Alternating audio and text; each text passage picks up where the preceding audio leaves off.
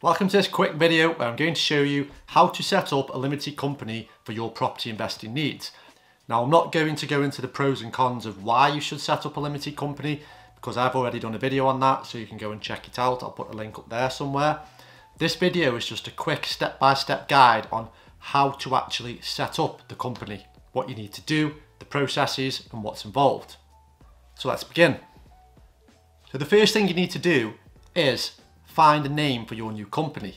Now, to do this, we go to Google, type in something like limited company name search. Then you want to scroll down to the .gov.uk website, click on that, choose company name and click check the company's house register. Now, this step is a lot more difficult than you might think. When I set my limited company up, it took me days and days and days to come up with a name. What you'll find is, if you want a name for your company that's got the word property within that name, you'll probably find that it's already taken. Most words, phrases, and names with the word property in are already taken. So at this stage, you're going to have to be creative.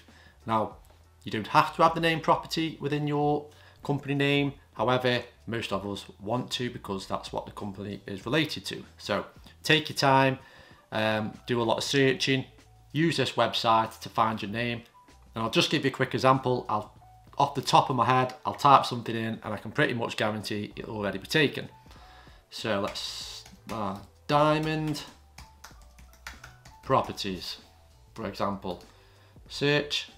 The company name Diamond Properties is considered to be the same as the existing name shown below, Diamond Properties UK Limited. So for this step, just be creative, keep searching until you find something you want. So now that you've got your name, we need to move on to step 2, and that is setting up the limited company. Again, go to Google, type something in like limited company formation.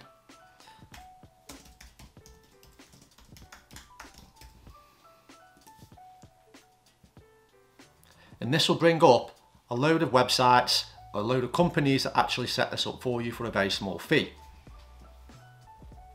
So as you can see, there's lots of adverts for it, limited company formation, Tide, register a company, company formations from $12.99. You can do this yourself on the Gov website.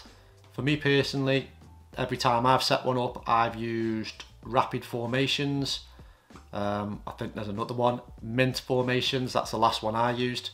So if you click on one of those websites, enter your company name that you know is available, click search name. When it comes to the packages, they all offer different packages. Now, when you set up your limited company, you don't need all the bells and whistles that come with it, like VAT registration, PAYE registration, virtual business address, unlimited support and all of that. I would go for the basic package. So on this website, either the digital one or the privacy one. Once you select your package, just follow the steps and fill in all the required information that's asked of you. So some things that you will need is your personal details, your name, address. You will also have to prove yourself using your identity, something like a passport or driving license to prove that it's actually you. Some things to consider when you set up the company, you'll need to select a shareholder and a director, which is usually going to be yourself. It does make things a lot easier if it's only you rather than a partnership or if you have other shareholders. To be honest, if it's down to just shareholders, you can add these in the future, it's not a problem. If it's directors, then you're probably best setting it up as multiple directors if that's the way you're going when you're starting out. So once you go through this whole process on one of these formation websites, they will send you all the documents that you need for your company.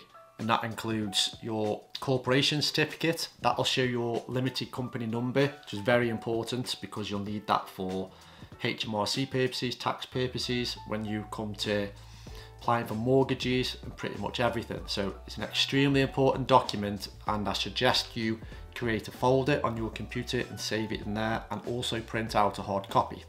So the third step, which is extremely important, and you will be asked this during the setup, is you need to enter something called a SIC code for your business.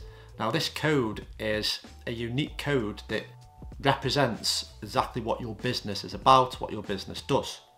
Now please stay with me, because I made this mistake when I first set up my property company, and I know that a lot of people probably won't even know about this. So when I set up my company, which was to buy property, buy to let, to rent properties out, I used the SIT code, which is most relevant to me. And the SIT code you will want for that is 68209. Now if you want to search the different codes, go to Google, type in SIT code for companies, and then type in the type of company you are, so property investing.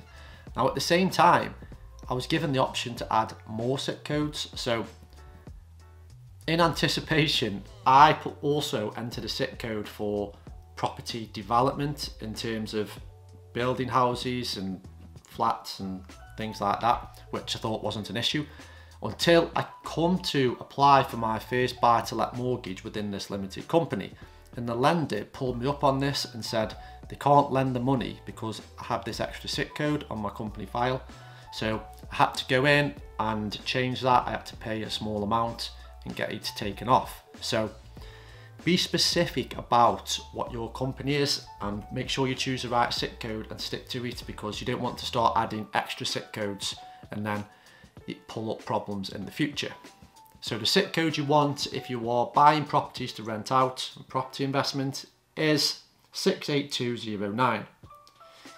If your company is flipping properties, buying and selling, then the code you want to enter is 68100.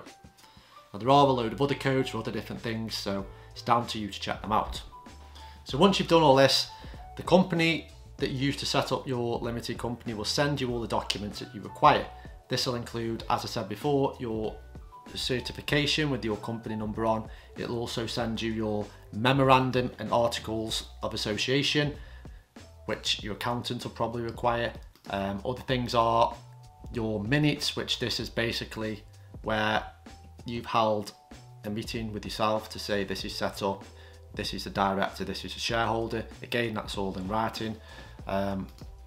You also send you some other things like the summary of your business and a shareholder certificate to show the percentage of shares that you hold. So once you receive all of this, put it into a folder on your computer, as you will definitely need it in the future.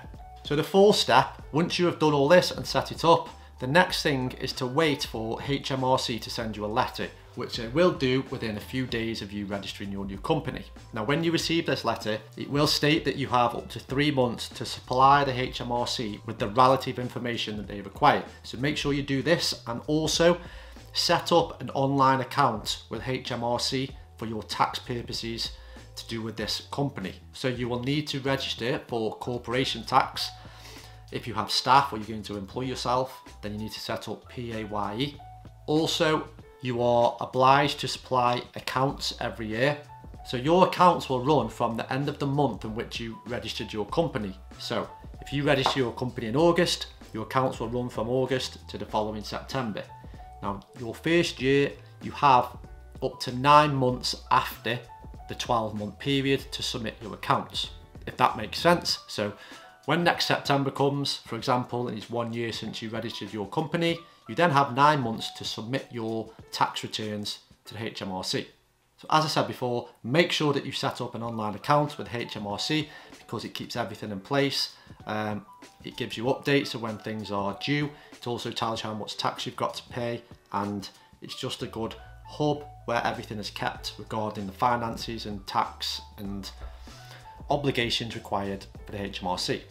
Now that's pretty much it in regards to setting up a company. It's really, really simple. The longest part about this process will probably trying to choose a name for your company. The rest of it's pretty quick, pretty straightforward. Oh, the next thing you need to do, obviously, you need to set up a business account with your bank or any bank. This can usually take a few weeks to set up, and they will ask you a lot of questions, which is a pain in the arse, but it's something that needs doing. When your bank account is set up for your new company, you can put money into that account, which goes into something called a director's loan. So whatever money you put in, you are allowed to take out at any point, obviously without paying any tax on it. So if you put £20,000 initial investment into your account that's come from your personal savings, then you can withdraw £20,000 from your company at any point you want without paying any tax.